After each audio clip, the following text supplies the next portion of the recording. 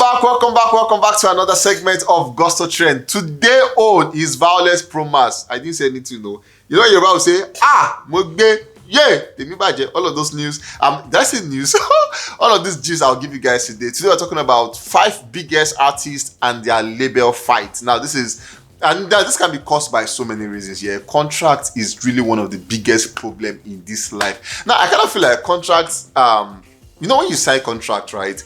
Now this is the gist. So you're in the trenches, right? You're broke, you're poor, and then you have talent. You can sing, you can act, you're a comedian, you can play football. Now these are basic issues. And then you sign 3 years contract, and then the what do you call it?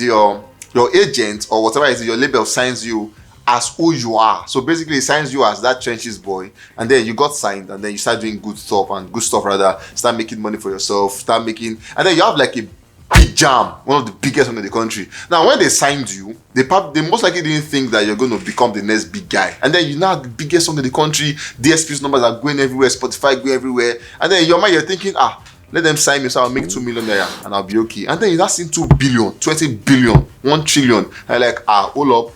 And then you sign 20%, and what it means is 1 billion is 200 million, and then your Oga is taking 800 million, and like, they cheated me. They didn't cheat you, Oga. They didn't cheat you. And that's why it's good that you don't sign 7 years contract, you don't sign 10 years contract. You're not a Chelsea player, you're not a Chelsea fan. Don't do it. Sign 1 year, sign 6 months, so that even if things doesn't work out, you can now extend. If it works out fine, you can now say, okay, I want to be on my own. What's my own? Let's come to our list, Jerry. So top 5 biggest artists and label fight. Number 1 is gonna be one that took us by storm. It was one that produced one of the biggest guys we have so far. That's Kiss Daniel and G Worldwide. That's like my big. That's not like the biggest, right? But that is one that actually got all of us talking, because we didn't want them to leave at the time. Kiss was a boy that just came through, was a fine boy. At the time, they were comparing Kiss Daniel with this guy of Mavis, Korede Bello, like who was finer. So like the entry point of Kiss Daniel was that he was a fine boy. Like I was a fine boy vibe, and they came and they was giving us back to back, but like, would you no be you I carry come, but now you I go carry goes, you see I gotta go. That's like Kiss Daniel was that guy that his first banger was a banger. That's it. His first jam was a big jam, amazing one. He came and it became a big deal instantly. Songs were going everywhere, were quite fire spreading everywhere.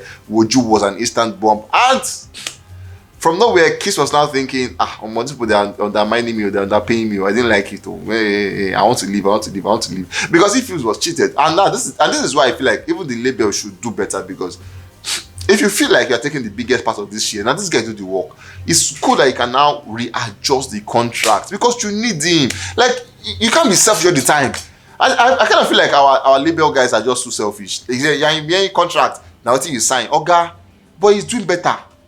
He's even giving you more money than you have ever made in your life. So why can't you adjust the contract to make it easier? But both parties didn't agree, and G Worldwide, headed by Emperor G's at the time, they went back and forth. They were in court. I think they're still in court though. They were in court, dragging themselves back and forth, and Kiss finally brought it on air, make it open, and at that point it now became messy, and they left. But when they left, 2 things remained the same. All the catalog remained with G Worldwide. Now, Kiss Daniel doesn't have any right to those songs. All the entitlement, the financial benefits, everything remained with G Worldwide. And as a matter of fact, his name even remained with them. So Kiss has to leave. Now, Kiss was spelled then Kiss, like Kiss. But then when they left them, he couldn't continue Kiss Daniel, so he had to move into Kiss Daniel. So Kizz, then Daniel. That is what fight can cause. It can cause many things. Just simple agreement, conflict resolution, they didn't have it. But then they had the issue back and forth, and Kiss Daniel left. He's doing better now. He's doing way better now. Should I say way better? But then he's doing better. He's doing good for himself.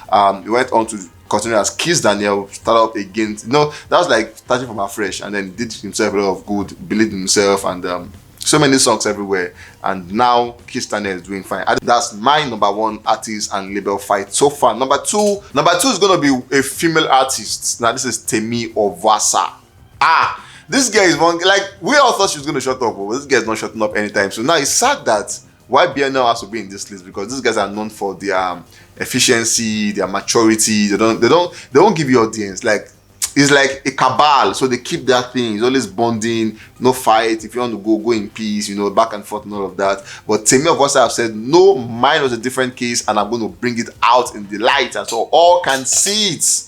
So in case you're not aware, I'm going to make you know it. And if you missed last year episode, I'll do next year on again. You guys will see it. If you missed next year, I'll do upper year on, because she does it every year, dragging Olamide back and forth, dragging the label that this is what they've done to me and all of that. So this is how the story goes. Temi came out to say she was, I think it was in Ekiti or something. Olamide brought her to Lagos in a bid to make her blow, to be a big artist and all of that. Now Temi can sing, no cap. She can sing, one of the best female at the time. She can sing. She can play the guitar. She plays the guitar very well and all of that. And she came to Lagos, and she said, as against making her blow, Olamide used her as an house girl back and forth. And then she didn't like the vibe, but then she was like a slave to Olamide's wife, according to her.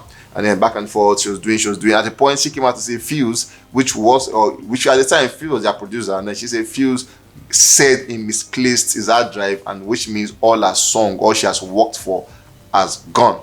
And then Temi was like, she couldn't take it. Mother Olamide, she did have an album and all of that, and then she was like, so if you want me to blow, why are you not allowing me to do what I want to do and all of that? It became a big fight, and she was at the point she wasn't even talking. She was enjoying all of that conversation, but at the point she had to voice out, and she did that and left the label. And ever since, she has been dragging them, saying it's a lie, they did not, they did. Olamide, is a this, is a that. And the fight has been so messy, so dirty, but we hope that one day she will come and conclude. She said that Olamide gave her money, but then that money was not worth what she has lost, and then because obviously she has wasted time. But now she's doing better, according to her. She has so many songs out there. She says she wants to, if you want to drop an album, she can drop it, but basically she's just enjoying herself. She's under no pressure now. She's on her own, and she's doing good for herself. But that artist on the label fight was one strong one that was a game changer. I kind of feel like this made everybody now aware. So if someone is saying I'm bringing you, but you're like, okay, what are you bringing me as? An artist or what? Because now the contract has to be very, very clear. We must sign it and must understand what we are coming to do. So for me, that's my number 2, artist versus label fight. Number 3 is going to be Wande Cole versus Moit and Mavins. So Wande Cole is one great guy. Like, it's Wande Cole. Wande Cole came from Mushin. Mushin boy came through to limelight. He used to be a dancer, music dancer, was big where he can dance, and then he can sing. He had one of the best voice in the country. Wande Cole is that guy. His riff run is sweet. He's sweet. He was signed to Mo East at the time, where they had the Prince, they had Wande Cole, they had D'banj, and they had Don Jazzy, they had Ikechukwu. A lot of couple OGs were in the team and all of that. So it was there. Now there were a lot of reports that states that Wande Cole was the one writing all their song, because he could write songs. So they were saying he wrote all of the band hit song. Now what's on the streets, I mean, that he wrote all of the song for Wine Me to Mobolo, all of those things. It was Wande Cole that wrote it. No, Wande Cole was never around when they sang Mobolo, right? But then it was said that he wrote most of their song and all of that. And finally, he was able to produce one album under them, which he called Mushin to Mo It. His journey, and that album was an instant bomb, big jam at the time, big jam, no cap. Big jam. I have to say with anger, big jam.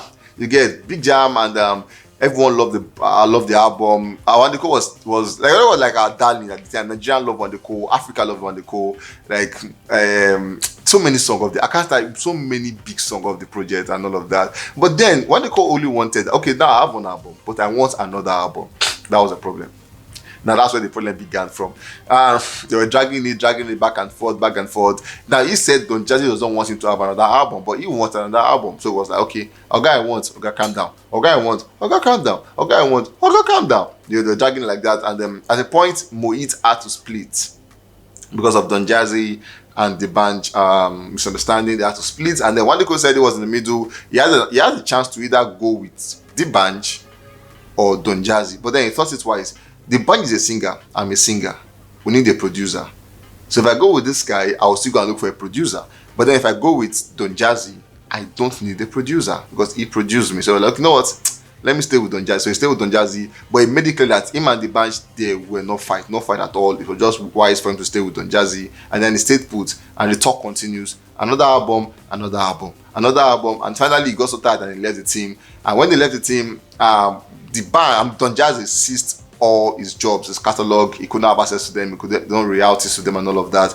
And I was like, wait, what's the problem? Like, I need that. My only offense is I need another album and all of that. Then he went to Twitter, dragging himself, calling the Jazzy name. Jazzy came out to say, all I did was just to help this guy. Why is he dragging me? You know, all of that. They dragged themselves, drag. From that time till last year. Now it was last year that he finally allowed his catalog back to him and all of that. Now on DSPs, his album is now everywhere. You can now see Mushi to Moit on all DSP and all of that. But before then, the album was nowhere to be found. It was missing in transit. It was MIA. Just there, it was in the air, floating. But now you can now have the his Mushi to Moit on all DSPs till date, and it just shows that okay, we've set our fight, we're now cool.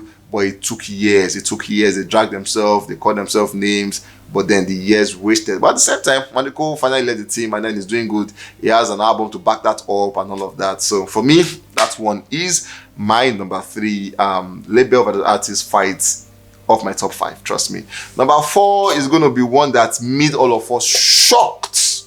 Was Runtown and Eric Mani. Like, I'm not going to lie, I feel like Runtown is the most underrated Afrobeat artist we have so far. The underrated. Like, people don't rate him. If you know what that guy has done for Afrobeat, you will know that this guy is a goat. Like goated. Like literally greatest of all time. That's who Runtown is. Now Runtown was signed to Eric Mani at the time. He signed a 2 years contract. He was there for 2 years, and then he had songs. So he fulfilled his 2 years play and all of that. Now Runtown became big. Runtown now said, okay, I have 2 years contract, but I don't want to renew it again.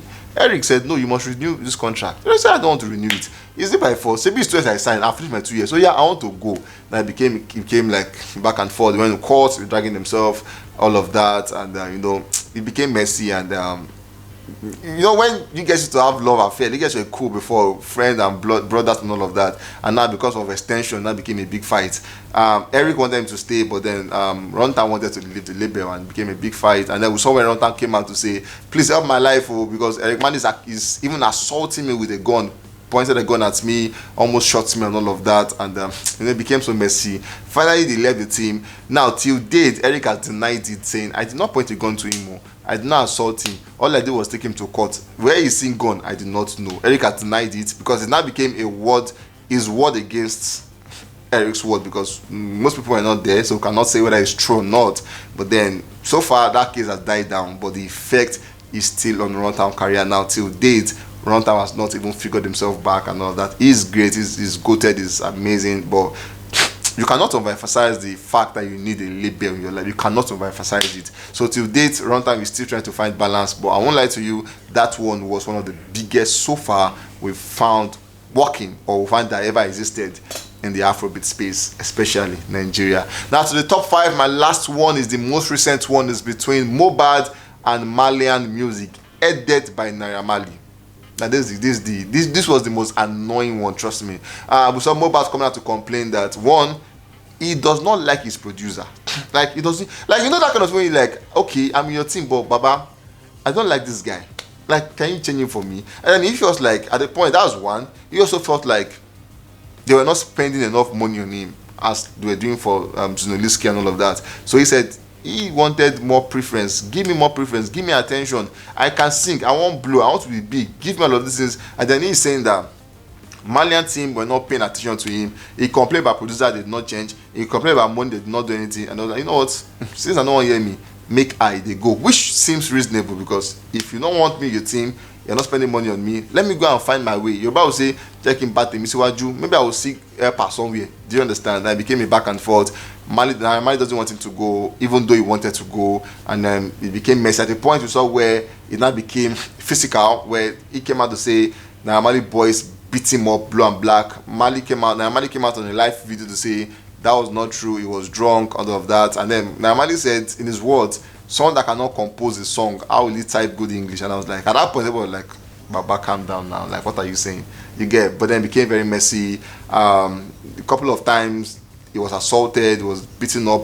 He said those guys that beat him up were Mali boys and all of that. And it was like, all I wanted to do was just leave your team. That was all. Okay, I've served you. I want to be on my own. Finally, they went to court. He gave them court orders, and then they left the team. And I saw where he dropped this track, coming out to say, at the point, one of the track where he said, he called this song Thief, Tiff, and then he said, dollar is going up, why is naira coming down, and then drop a naira note. That point was like, bro, why come back to naira? But at the same time, it was hot. It was coming from a place of pain that this guy really tormented him, and he wanted peace of mind in all of that, and it became so messy. And end of the day, we lost Mohbad. And then that's like the one that pained me the most, because every other person is still alive, but then for Mohbad, we lost Mohbad, and it became sad because obviously no fight should lead to death, because at the end of the day it's just conflict resolution. Okay, you want to go, okay, if you will go, see what will happen. Do you want it? Yes. Can you cope with it? That is how it ought to be. Okay, you don't want to go, okay, yes, but if you must go, you must do this, you must do that. And even till date, Mohbad team are still saying that their catalog is not with them. They want their full royalty of all their song, and then but the end point is that it led to a loss of a life. And I think they're still investigating the process. People are not still sure what killed Mohbad. Is it the assault? Is it misunderstanding? Is it natural? Is it the wife? Is it is it the nurse? Like so many things. But then on the video, Mohbad said, if anything happens to me, hold Naira Marley responsible. At this point, we're like, nah, no fight should lead to death. So we cannot say Naira killed him, because we're not sure. But at the same time, what we are sure of is the fact that there was a fight, and they wanted to leave the label, and the label became a big deal as to go, no go, go, no go. We should have just been, okay, you want to go, fine, but if you must go, you must do this, you must do that. Very simple.